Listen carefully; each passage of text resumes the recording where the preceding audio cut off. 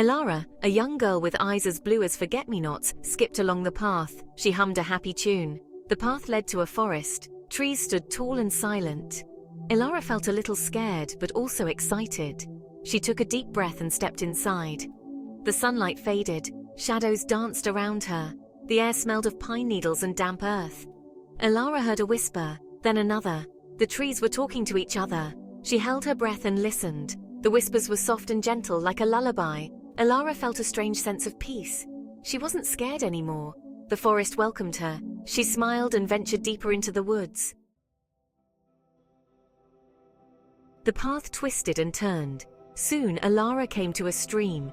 It sparkled in the dim light, but it wasn't sunlight making it sparkle. The water itself glowed. It shimmered with a light all its own. Elara gasped. She had never seen anything so magical.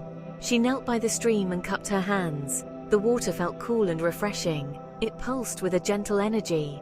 Elara felt a warmth spread through her. She knew this forest was special. It was a place of wonder and enchantment. Every step she took revealed something new and amazing. Elara felt a thrill of excitement. What other secrets would the forest share with her? Elara followed the stream deeper into the forest. The trees grew taller, their branches intertwined overhead. The air grew still and hushed. Then she saw something move. A flash of red caught her eye. It was a fox, its coat the color of autumn leaves. It lay by the roots of a giant oak tree. Elara crept closer. She could see the fox was hurt. It whimpered softly, its leg twisted at an unnatural angle. Elara's heart filled with pity. The fox looked so small and helpless. She knew she had to help it. Carefully, she approached the injured animal. Elara spoke softly to the fox. "Don't worry, little one," she whispered. "I'm here to help." The fox whimpered again but didn't run. It seemed to sense Elara's good intentions. She gently examined the fox's injured leg. It was clearly broken. Elara knew she couldn't fix it on her own, but she could get help. She tore a strip of fabric from her dress. Carefully, she splintered the fox's leg, securing it with the cloth. The fox let out a small whimper of gratitude.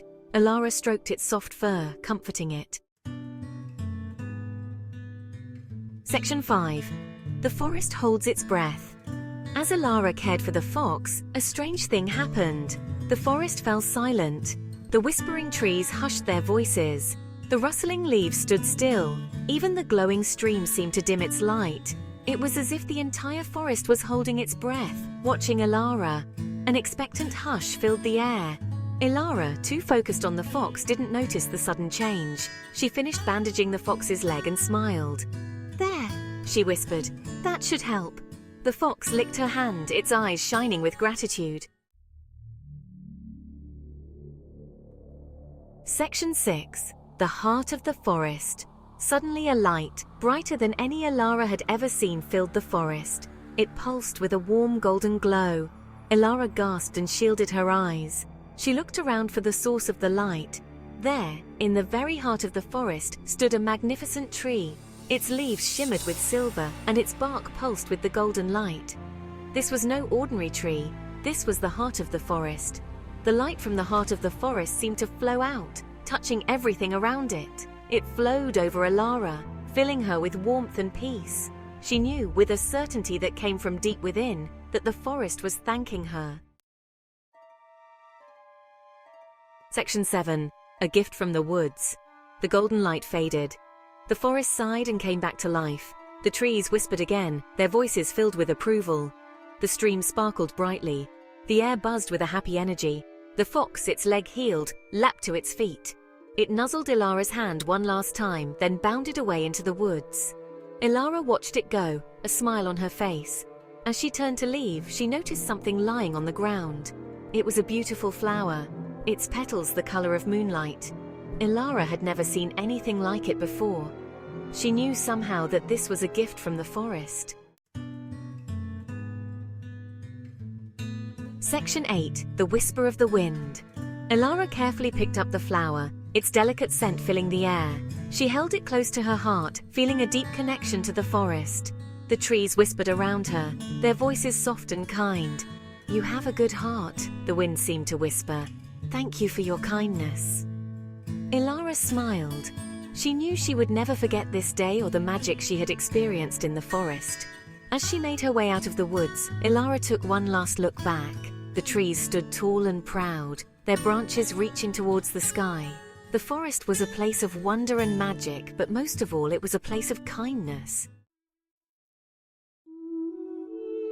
Section 9. Elara's Promise. Elara skipped down the path, her heart filled with joy. She clutched the moonflower tightly, its delicate scent a reminder of the magic she had experienced. She knew she would return to the forest, again and again.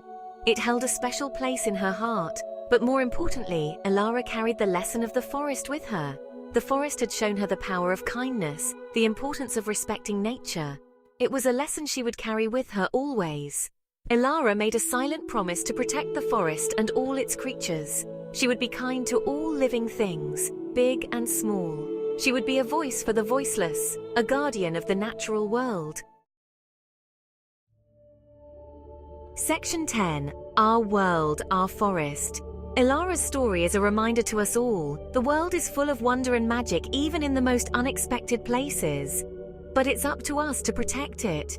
Kindness and respect are not just words, they are actions. Every act of kindness, no matter how small, makes a difference. When we care for the natural world, we care for ourselves. We are all connected, just like the trees in the forest. Let us all strive to be like Elara, to be kind, compassionate, and to protect the beauty that surrounds us. The world is our forest. Let's treat it with the love and respect it deserves.